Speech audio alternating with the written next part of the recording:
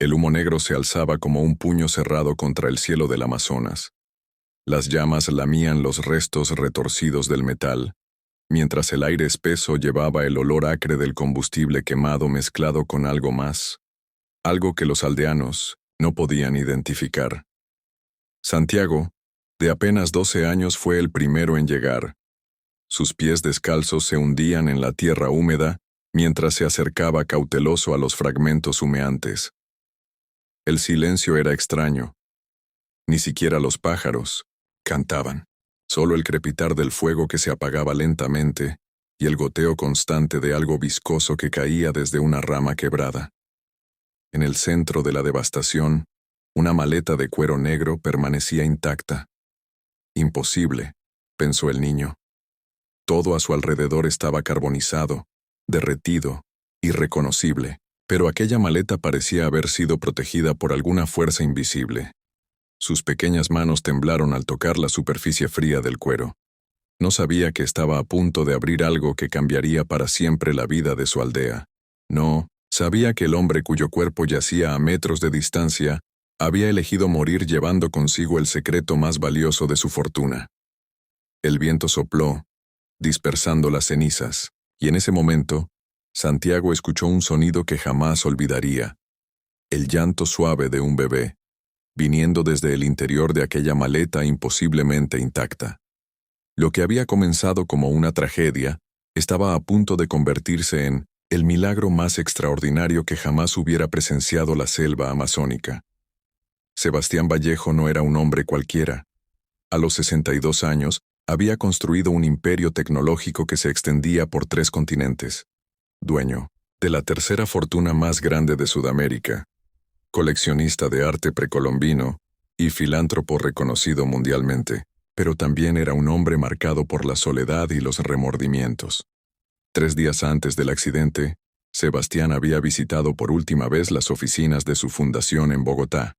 Su asistente personal, Mercedes, lo encontró sentado frente a la ventana, observando las montañas que rodeaban la ciudad. «Quiero que canceles todos los compromisos de la semana», le dijo sin voltear a mirarla. «Voy a hacer un último viaje». Mercedes frunció el ceño. En 20 años trabajando para él nunca lo había visto tan sereno, tan resignado. «¿A dónde, señor Vallejo?» «¿A dónde debía haber ido hace 30 años?» respondió, sacando de su escritorio una fotografía amarillenta. En ella, una Tao, joven indígena, sonreía mientras sostenía a un bebé en brazos. «A buscar a mi hijo». La confesión cayó como un rayo. Mercedes sabía que Sebastián nunca se había casado, nunca había tenido hijos oficialmente. Pero ahí estaba esa fotografía, esa mirada perdida, esa urgencia repentina. «Señor, los abogados han estado intentando contactarlo toda la semana. Dicen que es urgente revisar el testamento». «El testamento ya está hecho», la interrumpió, guardando la fotografía en una maleta de cuero negro. «Todo lo que importa está aquí dentro». Sebastián Vallejo subió a su jet privado sabiendo que no regresaría. Lo que no sabía era que su último deseo, encontrar al hijo que había abandonado, se cumpliría de la manera más inesperada posible. Mercedes Castillo tenía 45 años y una intuición que nunca la había engañado. Había visto a hombres poderosos mentir, manipular y destruir vidas sin pestañear. Pero Sebastián Vallejo era diferente. Detrás de esa coraza de billonario, ella había descubierto a un hombre atormentado por un error del pasado. Todo comenzó 3 meses atrás, cuando encontró una carpeta olvidada en el escritorio de Sebastián. Dentro, cartas escritas a mano, que nunca fueron enviadas. Cartas dirigidas a Amara, mi amor perdido, y Santiago, el hijo que nunca conocí. Las cartas contaban una historia que el mundo nunca supo. A los 32 años, Sebastián había trabajado como ingeniero en un proyecto de perforación petrolera en el Amazonas. Allí conoció a Amara, una joven de la tribu ticuna que trabajaba como traductora. Se enamoraron. Ella quedó embarazada, pero cuando las presiones familiares y los compromisos empresariales lo llamaron de vuelta a la ciudad, Sebastián tomó la decisión más cobarde de su vida. Se fue sin despedirse, prometiéndose que regresaría cuando fuera el momento adecuado. Ese momento nunca llegó. La empresa creció, la fortuna se multiplicó, pero el vacío en su corazón se hacía más profundo cada año. Mercedes había presenciado cómo Sebastián destinaba millones a proyectos ambientales en el Amazonas, cómo donaba a organizaciones que protegían a las comunidades indígenas. Todo era una forma de compensar lo que nunca pudo reparar directamente. Cuando el jet se estrelló, Mercedes supo que debía actuar. Tomó el primer vuelo a Leticia, cargando consigo las cartas nunca enviadas y una determinación férrea: encontrar a la familia que Sebastián había buscado demasiado tarde. Él no era perfecto, murmuró mientras el avión sobrevolaba la selva infinita, pero merecía una segunda oportunidad. El capitán Roberto Mendoza llevaba 15 años investigando accidentes aéreos. Había visto de todo: fallas mecánicas, errores humanos, sabotajes, condiciones climáticas extremas. Pero algo en el caso del jet de Sebastián Vallejo no encajaba. Los primeros reportes eran claros: tormenta eléctrica, visibilidad cero, piloto experimentado que tomó una decisión arriesgada al intentar aterrizar en una pista de emergencia. Caso cerrado. Accidente. Fin de la historia. Pero Roberto no podía dormir. La caja negra mostraba algo extraño. En los últimos 5 minutos del vuelo, Sebastián había pedido al piloto que cambiara de rumbo 3 veces. No hacia el aeropuerto, más cercano, sino hacia coordenadas específicas en medio de la selva. Como si buscara algo, o a alguien. ¿Por qué un hombre que valía $3.000 millones arriesgaría su vida volando hacia la nada? Se preguntaba Roberto mientras revisaba los mapas de la zona del accidente. La respuesta llegó cuando encontró los registros de vuelo de Sebastián en los últimos 6 meses. Habían sido múltiples. Todos hacia la región amazónica, todos cancelados en el último momento. Sebastián había estado planeando este viaje durante meses, pero algo siempre lo detenía. Hasta esa noche, Roberto llamó a su colega en Bogotá. ¿Tienes los registros médicos de Vallejo? Aquí están. ¿Por qué? La respuesta le heló la sangre. Sebastián Vallejo había sido diagnosticado con cáncer terminal 3 meses atrás. Le quedaban semanas de vida. Dios mío, murmuró Roberto, entendiendo de pronto la urgencia, la desesperación en esos cambios de rumbo, la insistencia del piloto en intentar aterrizar a pesar de la tormenta. No había sido un accidente. Había sido una misión de despedida. Roberto cerró el expediente oficial, pero abrió uno personal. Necesitaba saber qué había llevado a un moribundo a arriesgar todo por un último vuelo hacia la selva. 2 búsquedas comenzaron al mismo tiempo, sin que ninguna supiera de la existencia de la otra. Mercedes había llegado a Puerto Nariño con las cartas de Sebastián y una fotografía descolorida. La aldea ticuna más cercana al lugar del accidente estaba a 4 horas en bote por el río Amazonas. Cada minuto que pasaba, sentía que se alejaba más de las respuestas que Sebastián había buscado durante 30 años. ¿Conoce usted a una mujer llamada Amara?, preguntaba a cada anciano. ¿Qué encontraba? Las respuestas eran siempre las mismas: gestos de negación, miradas esquivas, silencio protector. Mientras tanto, a 800 kilómetros de distancia, Roberto Mendoza había descubierto algo que cambió todo. Los registros del hospital privado de Sebastián mostraban visitas regulares de un psicólogo especializado en reencuentros familiares. El doctor había ayudado a Sebastián a contratar a un investigador privado. Encontramos al hijo, decía el último reporte del investigador, fechado apenas una semana antes del accidente. Santiago Vallejo Ticuna, 29 años, vive en la comunidad de Palmeras. Su madre Amara murió el año pasado. Él no sabe quién es su padre. Roberto sintió un escalofrío. Las coordenadas del investigador coincidían exactamente con el punto donde se había estrellado el jet. Mercedes, ajena a este descubrimiento, finalmente encontró a una anciana dispuesta a hablar. Amara sí existió, le dijo en español quebrado. Tuvo un hijo del hombre blanco. El niño creció aquí, pero se fue cuando la madre murió. Volvió hace poco con su propio hijo. ¿Dónde está ahora? La anciana señaló hacia el humo que aún se alzaba en el horizonte. Fue a ver qué cayó del cielo. Llevó al nieto, con él. Mercedes y Roberto convergían hacia el mismo punto sin saberlo. Uno llevaba cartas de amor nunca enviadas. El otro, la verdad sobre una misión que había costado 2 vidas. En el centro de todo, Santiago padre e hijo, no sabían que estaban a punto de descubrir el secreto que cambiaría sus vidas para siempre. Santiago Ticuna tenía 29 años, y los ojos de su madre. Había crecido escuchando historias sobre el hombre del cielo que se había llevado el corazón de Amara, pero nunca creyó que fuera real. Para él, su padre era solo una sombra, un fantasma que había abandonado a su madre embarazada. Cuando vio el humo alzarse sobre la selva, tomó a su hijo de 12 años y caminó 3 horas hasta el lugar del accidente. Lo que encontró, lo dejó, sin aliento. Entre los restos humeantes, su hijo pequeño, que llevaba su mismo nombre, sostenía una maleta de cuero negro.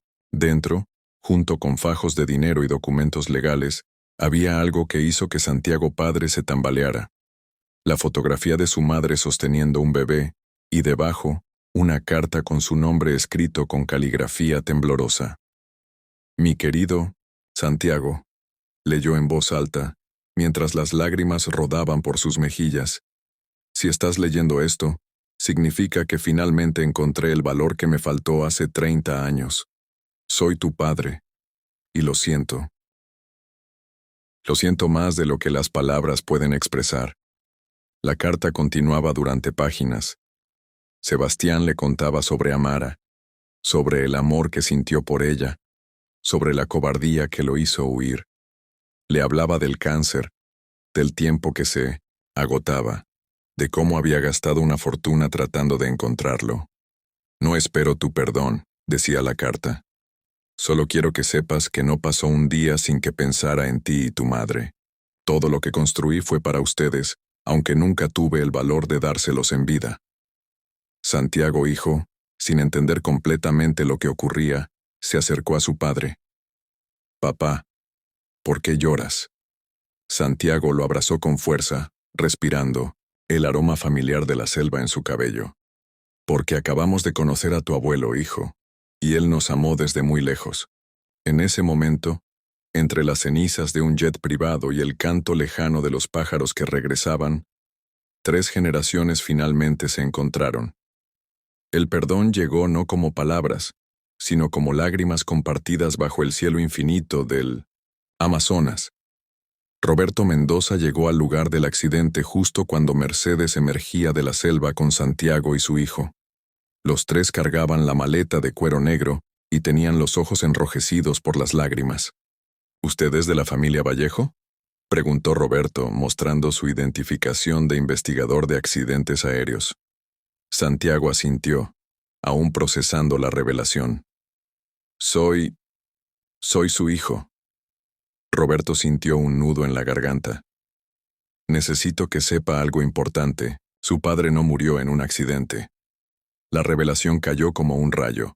Roberto les mostró los reportes médicos, los registros de vuelo, las coordenadas exactas que Sebastián había dado al piloto. Él sabía que iba a morir. El cáncer le daba pocas semanas. Este viaje era su última oportunidad de encontrarlo. Mercedes abrió la maleta completamente por primera vez. Además de las cartas y el dinero, había documentos legales que le helaron la sangre. Sebastián había transferido toda su fortuna a un fideicomiso a nombre de Santiago Ticuna y descendientes. $3.000 millones. Pero había algo más devastador. Un testamento en video, grabado la noche antes del vuelo. Si están viendo esto, decía la imagen granulada de Sebastián en la pantalla del iPad, significa que llegué demasiado tarde para conocerte en persona, Santiago. Pero quiero que sepas que cada decisión empresarial que tomé, cada proyecto que financié en el Amazonas, fue pensando en ti y tu madre. La ironía era cruel. Sebastián había estado financiando proyectos de conservación a menos de 50 kilómetros de donde vivía su hijo durante los últimos 5 años. Habían estado tan cerca. El piloto intentó convencerme de no volar esa noche, continuaba el video. Pero yo sabía que si no iba entonces no iría nunca. Prefiero morir buscándote que vivir otro día sin intentarlo. Roberto cerró el iPad. Su padre murió como un héroe, Santiago. No como un cobarde. En el silencio que siguió, solo se escuchaba el viento moviendo las hojas y el llanto contenido de 4 adultos que entendían que algunas verdades llegan cuando ya no pueden cambiar el pasado, solo el futuro. La noticia del accidente había llegado a Bogotá como un susurro, pero la revelación de la herencia se extendió como un incendio. 3.000 millones de dólares en manos de una comunidad indígena del Amazonas era algo sin precedentes en Colombia. Los abogados de la firma Vallejo & Asociados se reunieron en sesión de emergencia. El testamento era legalmente sólido, pero las implicaciones eran enormes.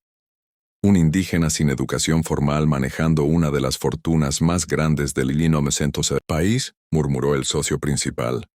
Las presiones llegaron desde todos los frentes. El Ministerio del Interior quería que el dinero pasara por un fideicomiso gubernamental. Los ambientalistas exigían que se destinara exclusivamente a conservación. Los empresarios petroleros veían una oportunidad de comprar tierras baratas antes de que Santiago entendiera su verdadero valor. Pero la decisión final recaía en la jueza Marta Esperanza Rodríguez, quien debía validar el testamento. Era una mujer de 60 años, conocida por su rigidez, pero también por su incorruptible sentido de justicia. Marta había pasado 3 noches sin dormir, revisando cada línea del testamento de Sebastián. Las pruebas de ADN habían confirmado la paternidad. Los documentos estaban en orden. Legalmente no había duda, pero las llamadas no paraban. El gobernador, el ministro, empresarios poderosos, todos con sugerencias sobre cómo manejar el caso. Señora jueza, le dijo su secretario, tiene una llamada del Palacio de Nariño. Marta miró hacia la ventana. A lo lejos, las montañas que rodeaban Bogotá parecían pequeñas comparadas con la decisión que tenía en sus manos. Podía retrasar el proceso, buscar tecnicismos legales, proteger el dinero de lo que muchos consideraban manos inexpertas. O podía hacer lo que la ley mandaba, cumplir la última voluntad de un padre que había muerto buscando redención. Dígale al presidente que estoy ocupada, respondió, firmando los documentos con mano firme. Y programe una conferencia de 1900 en prensa para mañana. La justicia, por una vez, no se detendría ante las presiones del poder. La conferencia de prensa se realizó un martes por la mañana en el Palacio de Justicia de Bogotá. Los medios de comunicación llenaron la sala, esperando escuchar sobre el caso del siglo, la herencia más grande jamás otorgada a una comunidad indígena en la historia de Colombia. La jueza Marta Esperanza Rodríguez se acercó al micrófono con paso firme. Durante 40 años había servido al sistema judicial, pero nunca había sentido el peso de una decisión como esa mañana. El testamento de Sebastián Vallejo Mendoza ha sido validado en su totalidad, anunció. Santiago Ticuna es reconocido oficialmente como su heredero universal. Un murmullo recorrió la sala. Algunos periodistas sonrieron, otros fruncieron el ceño. Las cámaras se enfocaron en Santiago, que había viajado desde el Amazonas acompañado de Mercedes y Roberto. Vestía su ropa tradicional ticuna, parecía pequeño entre tantos trajes y corbatas. Pero lo que vino después sorprendió a todos. Santiago se acercó al micrófono y habló en español pausado, con el acento musical de la selva. No vine aquí por el dinero. Vine porque quería conocer al hombre que fue mi padre. Sacó de su bolso la fotografía amarillenta de Amara con el bebé en brazos. Mi madre me enseñó que la riqueza verdadera no se cuenta en pesos. Se cuenta en tierra que respiras, agua que bebes, niños que ríen. La sala quedó en silencio absoluto. Acepto la herencia, pero no para mí. La acepto para la selva que mi padre aprendió a amar demasiado tarde. Cada peso será usado para proteger nuestra tierra, educar a nuestros niños y mostrar al mundo que los indígenas no somos pobres, Somos los guardianes de la riqueza más grande que existe, la vida misma. Santiago levantó la fotografía hacia las cámaras. Esto es por ti, papá. Y por ti, mamá. Finalmente estamos juntos. En ese momento, el sistema no solo había decidido, había sido transformado por la sabiduría de quien nunca necesitó poseerlo para cambiarlo. 5 años después, la Fundación Amar a Sebastián se había convertido en la organización de conservación más respetada de Sudamérica. Santiago Ticuna dirigía proyectos que habían salvado 3 millones de hectáreas de selva amazónica, construido 50 escuelas bilingües y creado una red de centros médicos que servían a 200 comunidades indígenas.